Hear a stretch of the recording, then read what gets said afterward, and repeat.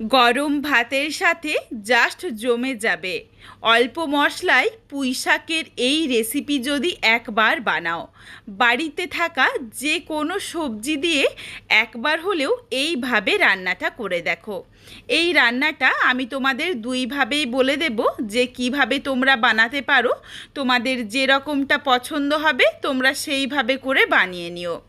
রেসিপিটা খুবই অল্প তেল মশলার মধ্যে বানাবো, এই জন্য রেসিপিটা হবে যেমন সুস্বাদু তেমনই সুগন্ধে ভরপুর। ঘরোয়া হাতের কাছে থাকায় কয়েকটা উপকরণ দিয়ে একটা ভাজা মশলা বানাবো, যেই মশলাটা দিলে এই রান্নার স্বাদ বা গন্ধ দুটোই কিন্তু অনেক গুণে বেড়ে যাবে। বন্ধুরা, তোমাদের কাছে আমার একটাই অনুরোধ রইল, একবার হলেও এইভাবে পুঁই শাক আর বিভিন্ন ধরনের সবজি দিয়ে এই রান্নাটা বানিয়ে দেখো। তারপর আমায় কমেন্ট করে জানিও যে রেসিপিটা তোমাদের কেমন লাগলো। তাহলে চলো আজকে রেসিপি দেখে নেওয়া যাক। তবে কেউ স্কিপ করো না, স্কিপ করলে আমি কি পদ্ধতিতে রান্নাটা করলাম বা কখন কোন মশলার কিভাবে কতটা পরিমাণে ব্যবহার করলাম সেটা তোমরা মিস করে যাবে, তখন হয়তো খেতে এতটা ভালো হবে না। এখানে আমি বেশ কিছু সবজি কেটে নিয়েছি, যেমন রয়েছে কচু, ঢ্যাঁড়স, কুঁদরি, পটল, বেগুন আর কিছুটা পরিমাণে পুঁই শাকের ডাঁটাটা নিয়ে নিয়েছি। প্রত্যেক কটা ডাঁটাকেই দুই ভাগ করে কেটে নিয়েছি যাতে সহজেই সেদ্ধ হয়ে যায়। এই রান্নাতে সমস্ত সবজি একসাথে দিয়ে রান্না করব। আলাদা আলাদা করে ভেজে নেওয়ার দরকার নেই, তাহলে অল্প তেলের মধ্যে রান্নাটা হয়ে যাবে। পুঁই শাকটা অল্প পরিমাণেই ছিল, তো ওটাকে ছোট ছোট করে কেটে ধুয়ে পরিষ্কার করে ঝুড়িতে রেখেছি যাতে পুরো জলটা ঝরে যায়। আর পুঁই শাকটা দেরিতে ব্যবহার করব, তার কারণে এটা সহজেই গলে যায়। আর বাকি সমস্ত সবজি একসাথে রাখলাম। এর সাথে কিন্তু তোমরা চাইলে তোমাদের পছন্দ মতো যেমন ঝিঙে, গাজর বা আরও বেশ কিছু সবজি অ্যাড করতে পারো। আর যেগুলো তোমরা পছন্দ করো না সেগুলো চাইলে বাদ দিতে পারো। এই রান্নাটাতে আমি অল্প পরিমাণে একটু মাছের তেল দিচ্ছি। মাছের তেলের মধ্যে স্বাদ অনুযায়ী লবণ আর হলুদের গুঁড়ো মেখে রাখলাম। মাছের তেল যদি হাতের কাছে না থাকে তাহলে চাইলে কিন্তু মাছের তেলের পরিবর্তে বাকি রান্নাটা একই রকম পদ্ধতি একই রকম মশলা দিয়েই তোমরা বড়ি দিতে পারো বা অল্প একটু কাঁচা ছোলা দিতে পারো। এগুলো কিন্তু দেওয়া যেতে পারে, তাহলেও রান্নাটা খেতে বেশ ভালো লাগবে। কড়াই গরম করে কড়াইয়ের মধ্যে প্রথমেই দিয়েছি হাফ চামচ হলুদ সর্ষে, হাফ চামচ রাই সর্ষে, সামান্য একটু পাঁচফোড়ন আর সামান্য একটু কালো জিরে। এখানে আমি যেই পরিমাণে সবজি নিয়েছি তার পরিমাণ বুঝে মশলাটা নিয়েছি। এরপর তোমরা যদি সবজি বা পুঁই শাকের পরিমাণ কম বা বেশি করে নাও, সেই ক্ষেত্রে অবশ্যই মশলার পরিমাণটাও কম বা বেশি করে নিও। সর্ষেগুলো যখন চিটপিট করে ফুটতে শুরু করেছে সেই সময় এটা প্লেটে নাবিয়ে রাখলাম। এটা ঠান্ডা হয়ে যাক, তারপর মিহি করে গুঁড়ো করে নেব। এই মশলাটা যাতে কোনোভাবেই পুড়ে না যায় এদিকে খেয়াল রেখো। মশলাটা পুড়ে গেলে স্বাদ বা গন্ধ কোনোটাই ভালো আসবে না। কড়াইয়ের মধ্যে অল্প পরিমাণে সর্ষের তেল গরম করে ফোড়নে দিয়েছি শুকনো লঙ্কা, তেজপাতা আর দিয়ে দিলাম এক চামচ থেতো করে নেওয়া রসুন। এই রান্নাটার জন্য কিন্তু থেতো করে নেওয়া রসুনেরই ব্যবহার করতে হবে। মিহি করে বেটে নেওয়া রসুনটা এর সাথে ভালো লাগে না। অল্প পরিমাণেই তেল দিয়েছি, মাছের তেল থেকে কিন্তু বেশ কিছুটা তেল ছাড়বে, তাতেই রান্নাটা খুব ভালোভাবে হয়ে যাবে। রসুনটা হালকা করে ভেজে নিয়ে দিয়ে দিয়েছি একদম ছোট্ট ছোট্ট সাইজের দুটো পেঁয়াজ কুচি। খুবই অল্প মশলা দিচ্ছি, বেশি মশলাও কিন্তু দেব না। পেঁয়াজটা দিয়ে নাড়াচাড়া করে হালকা করে একটু পেঁয়াজটা ভেজে নিয়ে দিয়ে দিলাম মাছের তেল। মাছের তেল দিয়ে নাড়াচাড়া করে হালকা করে একটু ভেজে নিচ্ছি, যতক্ষণ না অবধি মাছের তেল থেকে খুব ভালোভাবে তেলটা বেরিয়ে আসে।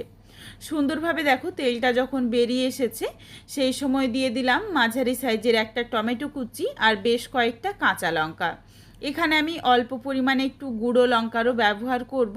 তোমরা যারা গুঁড়ো লঙ্কা পছন্দ করো না তারা চাইলে কিন্তু শুধু কাঁচা লঙ্কা দিয়েও রান্নাটা করতে পারো, তাতেও খেতে বেশ ভালো লাগবে। এটা নাড়াচাড়া করে হালকা করে একটু ভালোভাবে মশলার সাথে মাছের তেলটাকে কষিয়ে নিচ্ছি। কালারটা ভীষণ সুন্দর আসবে এই সময় যদি হলুদের গুঁড়ো দেওয়া হয়। বাকি গুঁড়ো মশলাগুলো পরে দেব। এখন শুধুমাত্র হলুদের গুঁড়ো দিয়ে হালকা করে একটু মিশিয়ে নিয়েছি যাতে কালারটা খুবই সুন্দর আসে। দেখো এরপর নাড়াচাড়া করে মিশিয়ে নিচ্ছি সমস্ত সবজিগুলো দিয়ে। কালারটা দেখো খুবই সুন্দর এসেছে। এরপর সবজিগুলো দেওয়ার পর দিয়ে দিয়েছি স্বাদ অনুযায়ী লবণ। লবণ দিয়ে নাড়াচাড়া করে সবজিগুলো ঢাকা চাপা দিয়ে একটু ভেজে নেব। লবণ দেওয়ার জন্য বেশ কিছুটা পরিমাণে জল ছাড়বে সবজিগুলো থেকে। সেই জলটাকে ভালোভাবে শুকিয়ে নেব আর সবজিগুলো এই সময় একটু ভাজা হয়ে যাবে। কিছুটা সেদ্ধ হবে, তবে পুরোপুরি সেদ্ধ হবে না। পুরোপুরি সেদ্ধ করার জন্য এখানে আবার একটু জল দিয়ে পরে রান্না করব। যেটুকু জল ছেড়েছিল জলটা দেখো বেশ অনেকটা শুকিয়ে গেছে, সামান্য একটু জল রয়েছে। এই সময় দিয়ে দিলাম ছোট ছোট করে কেটে রাখা পুঁই শাক। পুঁই শাকটা দিয়ে নাড়াচাড়া করে মিশিয়ে নিয়ে আবারও ঢাকা চাপা দিয়ে রান্নাটা করে নেব, যাতে এই পুঁই শাকটা একটু মজে যায় আর শাকের কাঁচা গন্ধটা চলে যায়। শাকসবজির কাঁচা গন্ধ অবশ্যই যেন চলে যায় সেই দিকে খেয়াল রাখতে হবে। এই জন্য একটুখানি ভেজে নিতে হবে। একটু যদি ভেজে নেওয়া হয় তাহলে লবণ দেওয়ার জন্য সবজির থেকে যেটুকু জল ছাড়ে জলটা শুকিয়ে গেলেই রান্নাটা খেতে সবচেয়ে বেশি ভালো লাগে। দেখো জলটা আর একদম নেই, পুরোপুরি শুকিয়ে গেছে। এরপর এখানে দিয়ে দিলাম ঝালের পরিমাণ অনুযায়ী লঙ্কার গুঁড়ো। তোমরা যেমন ঝাল খাবে সেই বুঝে দিয়ে নিও। সামান্য পরিমাণে দিয়েছি জিরের গুঁড়ো, ধনের গুঁড়ো আর যে ভেজে গুঁড়ো করে রেখেছিলাম মশলাটা, সেই মশলাটা দিয়ে নাড়াচাড়া করে ভালোভাবে মিশিয়ে নিয়ে বেশ কিছুটা পরিমাণে জল দিয়ে দিচ্ছি। এই জলটার মধ্যে এরপর সমস্ত সবজি সুন্দরভাবে সুসেদ্ধ হয়ে যাবে। নাড়াচাড়া করে মিশিয়ে নিলাম আর এই সময় এখানে আমি সামান্য একটু চিনিও দিয়ে দিচ্ছি যাতে টেস্টটা ব্যালেন্স হয়ে যায়। তবে চিনিটা অপশনাল, তোমরা চাইলে দিতে পারো, না চাইলে বাদ দিয়ে দিও। ভালোভাবে মিশিয়ে নিয়ে গ্যাসের ফ্লেম লোতে করে বেশ কিছুক্ষণ সময় নিয়ে ঢাকনা দিয়ে রান্নাটা করে নিয়েছি। একদম দেখো জলটাও শুকিয়ে এসেছে, রেসিপিটাও কিন্তু একদম রেডি হয়ে গেছে। সমস্ত সবজি সুন্দরভাবে সুসেদ্ধ হয়ে গেছে, অথচ প্রত্যেক কটা সবজি কিন্তু গোটা গোটা রয়েছে। একদম যে ভেঙে গেছে বা গলে গেছে সেটা হয়নি। গ্যাসের ফ্লেম অফ করার পর দিয়ে দিলাম অল্প পরিমাণে একটু গন্ধরাজ লেবুর রস। হাতের কাছে গন্ধরাজ লেবু না থাকলে পাতিলেবুর রসও দিতে পারো। একটুখানি লেবুর রস দিলে এই রান্নাটা কিন্তু খেতে ভীষণ মুখরোচক হয়, আর মাছের তেলের যে একটা গন্ধ থাকে সেটাও চলে যায়। বন্ধুরা, তোমাদের কাছে আমার একটাই অনুরোধ রইল, একবার হলেও এইভাবে পুঁই শাকের চচ্চড়ি বানিয়ে দেখো। এই ভাজা মশলা আর লেবুর রসটা দেওয়ার জন্য এত সুন্দর একটা গন্ধ আসে যেটা আমি তোমাদের বলে বোঝাতে পারবো না। তবে বাড়িতে রেসিপিটা বানিয়ে অবশ্যই আমায় কমেন্টে জানিও যে রেসিপিটা তোমাদের কেমন লাগলো। তোমাদের যদি ভালো লাগে তাহলে লাইক করো, শেয়ার করে বন্ধুদের দেখার সুযোগ করে দিও।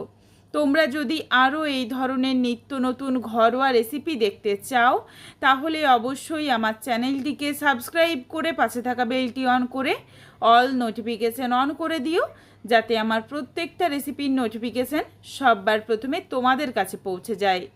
আবারও খুব তাড়াতাড়ি দেখা হচ্ছে ঘরোয়া নতুন কোনো এক রেসিপি নিয়ে। পরবর্তী রেসিপি দেখার আমন্ত্রণ রইল। পুরো ভিডিওটা দেখার জন্য অসংখ্য ধন্যবাদ। তাহলে আজকে আসি, সবাই ভালো থেকো, সুস্থ থেকো। আবারও দেখা হচ্ছে কিন্তু ঘরোয়া নতুন কোনো এক রেসিপির সাথে।